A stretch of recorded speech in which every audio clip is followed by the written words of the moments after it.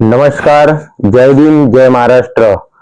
मैं योगेश चौरसिया, प्रभाग 22 से बीएसपी का उम्मीदवार। योगेश जी, आप मुझे बताइए कौन कौन से विकास कामों को ध्यान में रखते हुए आप इस चुनावी रण में उतरे?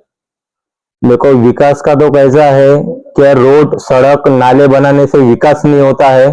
विकास तो उस चीज का होना चाहिए जो आज के तारीख में हमारे जो बाल बच्चे छोटे छोटे हैं, जो स्कूलों के लिए मार खा रहे हैं। जो हमारे कारपोरेशन महानगर पालिका के अंदर में 400 स्कूल हुआ करती थी, आज वो 300 हटा के 100 हो गई है। तो हमारे जो गरीब जनता के जो बच्चे हैं वो प्राइवेट स्कूल में पढ़ नहीं पाते। बोलने का मतलब ये है कि जो गरीब बच्चों को अपन शिक्षित करने के लिए आगे बढ़ाना चाहते हैं, वो कारपोरेशन वालों ने उनकी स्कूलें बंद करके प्राइवेट स्कूल चालू कर दिया गया है। तो हमारे गरीब बच्चे कहाँ पढ़ेंगे? मेन मुद्दा मेरा वो है।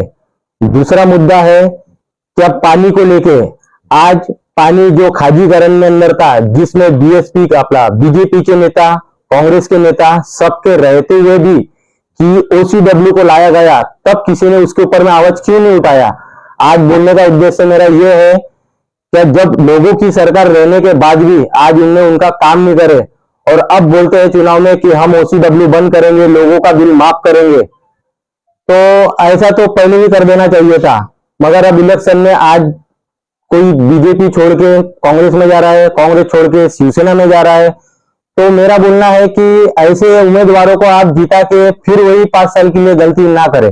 जब मैं बड़ी पार्टी को भी नमस्कार करके आपके पास में जोड़ के बीएसपी में मैं जब आया हूं, कुछ करने के लिए आया हूं, नवे युवा में एक जोश है, तो आप कृपया करके मुझे सपोर्ट करके आगे में बढ़ाइए। जो भी आप लोगों की समस्या रहेंगी वो मेरे तक के पहुंचाइए।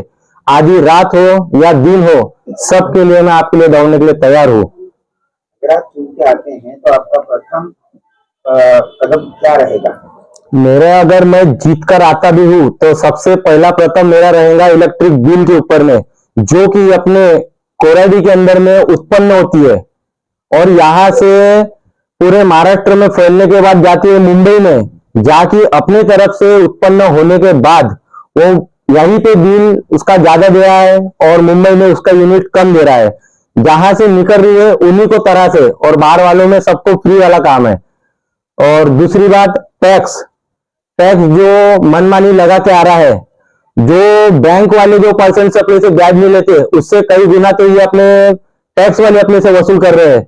तो आदमी ने क्या करना चाहिए? उसके ऊपर भी रोक लगाने की, हम जो हमारे पास आग रहेगा, हम जितनी हिम्मत करेंगे हम उसके ऊपर में भी रोक लगाएंगे। जो पानी के बिल है, जिनके मीटर बंद है, फिर भी उसी के ऊपर में ब्याज लगा के आज किसी गरीब बूते के ऊपर में तुमने 1 लाख, 1.5 लाख, 2 लाख, ये सब पूरे बिल का उनके ऊपर में बिल टोप दिया और बोलते हैं कि इसे भरो, तो गरीब आदमी क्या करेगा?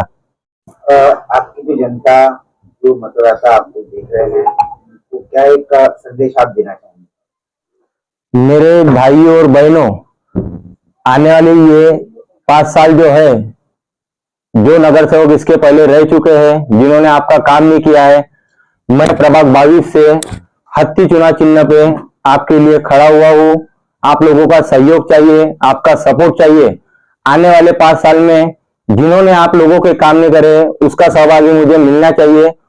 और 15 तारीख को बीएसपी की जो हत्ती सिंबल है, 4 नंबर बटन दबाकर आपके बेटे को जीता के लाइए, जो वह आपके लिए कार्य में सहभागी हो सके।